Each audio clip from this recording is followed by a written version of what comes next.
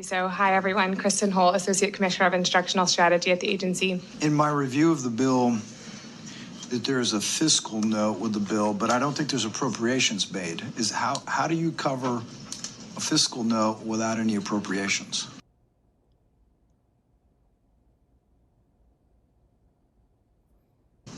I'm talking, you don't collect any information on the use of Amplify?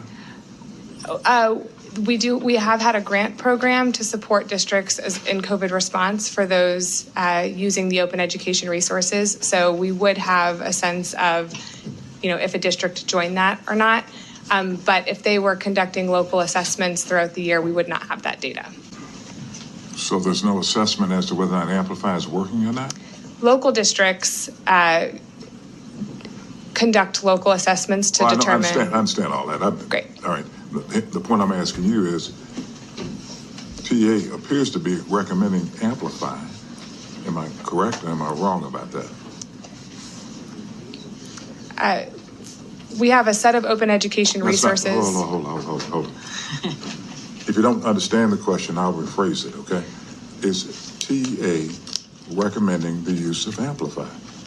Yes or no? We have procured underlying content from Amplify that we now own, but it is distinct from Amplify. So that is what I was going to clarify.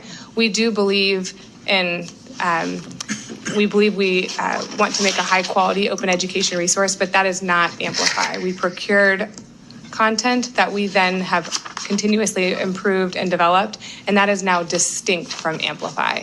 So Amplify as an organization has a number of products that exist in the private market that they are able, they can continue to sell to districts, but the OER product is now owned by the state, and we can continue to improve it and edit it apart from Amplify. All right, so is it an Amplify product? It is a state product now. No. Did you purchase it from Amplify? Some of the underlying content was originally purchased from Amplify, but has since already been revised and will continue to be revised the question is based yes. on feedback. Yes, we did. Okay. We did so receive. As it relates to the use of Amplify by school districts, you're saying that we have to go to the various school districts that are using it in order to determine whether or not it was successful. All right.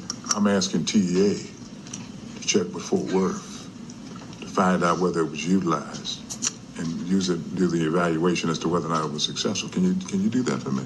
We can definitely I thought you could. So talk with Fort Worth and see what done? they would like to share. When can you get that done?